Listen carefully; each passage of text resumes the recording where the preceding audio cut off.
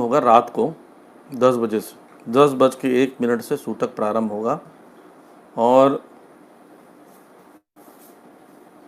ये चलेगा सूतक लगभग चलेगा, कल तक चलेगा, है ना। और कल सुबह प्रारंभ होगा, ग्रहण प्रारंभ होगा 10 बजे। देखिए सूर्य ग्रहण है, इसलिए बाहर नहीं निकलना बिल्कुल। सूर्य की रोशनी यहाँ पर पड़ेगी और जो दूषित वाली तो विकृति आती है, बीमारियाँ होती है ना, शरीर खून कंटामिनेटेड हो जाता है। और पीक टाइम जो होगा वो 11:38 पर होगा, एकदम पीक हाई लेवल पर सूर्य ग्रहण। और जब ये समाप्त होगा 1:38 पर, रविवार के दिन, कल। तो इसलिए अच्छा रहता है कि हम 10 बजे के पहले ही हर वस्तुओं पर क्या डाल दें, कुशाग्रास, तुलसी जी, चीज़ें डाल दें। कोशिश करें कि भोजन, पका हुआ भोजन ना रखें। जितने कच्चा भोजन है, अन्न है, अचार है, फ्रूट्स हैं, कुछ अगर ड्राई फ्रूट्स हैं, पापड़ है, चटनी है, कैसे कुछ रखा है अपने, जो चलते हैं, ख़राब नहीं होते हैं, सड़ते नहीं हैं 4-5 घंटों में, तो उसमें कुशाग्रास और थोड़ा थोड़ा तुलसी जी का दल डाल सकते हैं। और घर के दरवाज़ों पर, खिड़कियों पर कुशाग्रास डालना चाहिए। कुशाग्रास बहुत पवित्र है। और क्या करना चाहिए, प्रार्थना करना चाहिए भगवान वराहदेव से, पृथ्वी की रक्षा करो, जो ग्रहण लगने वाला है। और इस प्रकार से जितने भी रेफ्रिजरेटर में फालतू चीज़ें पड़ी हुई हैं वो सब या तो बांट दीजिए पहले ही आज ही के दिन, और सब कुछ समाप्त कर दीजिए। खाने की चीज़ रखो मत, ख़राब होने वाला उसको खा नहीं सकते।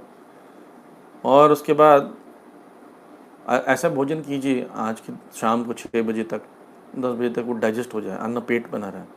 देखिए अन्न पर जल्द सबसे ज़्यादा असर पड़ता है ग्रहण का। और क्या कीजिए,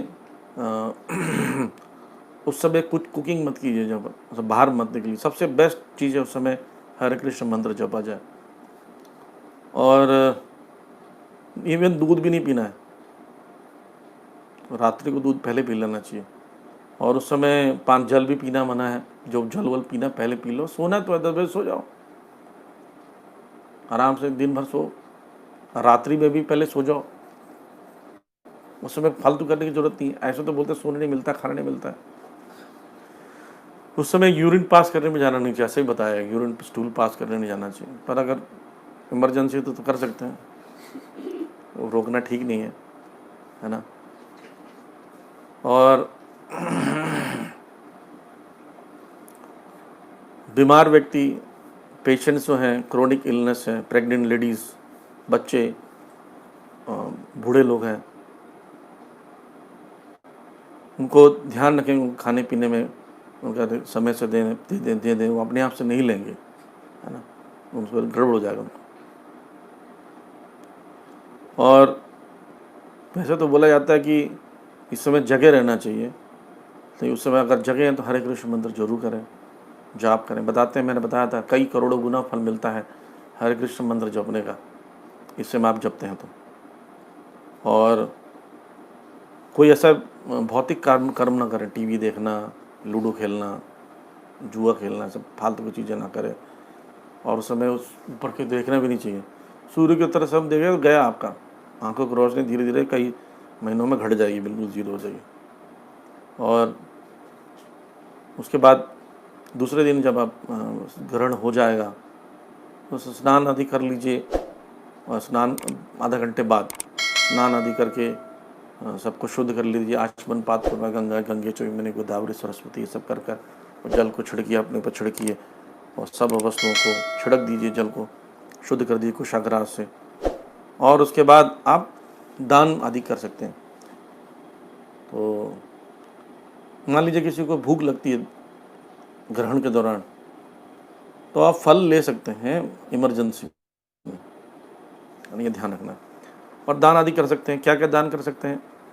स्वर्ण दान करना चाहिए, सोना चांदी, धन, कपड़े, ग्रंथ, ब्राह्मणों को, वैष्णव को, गुरु को दान करना चाहिए।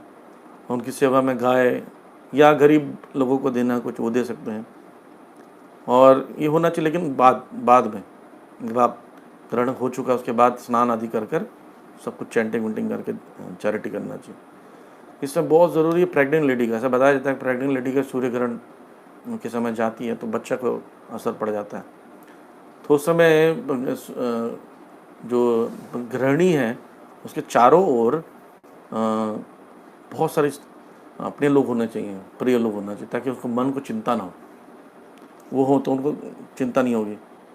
और अगर गर्भ को ऊपर से ढक दिया जाए, ठीक से कुशाग्रास रख दें, तुलसी दल का एक पट्टा बांध लें, है ना, साफ़ सुथरा बेड हो, आराम से रेस्ट करें और उसको कीर्तन सुनाएं, उसके सामने भजन सुनाएं, कुछ आपस में बैठ के पढ़ें, चर्चा करें, है ना। कितना कोई घंटे की बात नहीं, 10 बजे से लेकर 1:30 बजे तक मान लीजिए, 2 बजे मान लीजिए, 10 से 2, हाँ कुछ ही घंटे की बात है। और उनको बोलें कि वो भी जप करें तो अच्छा है।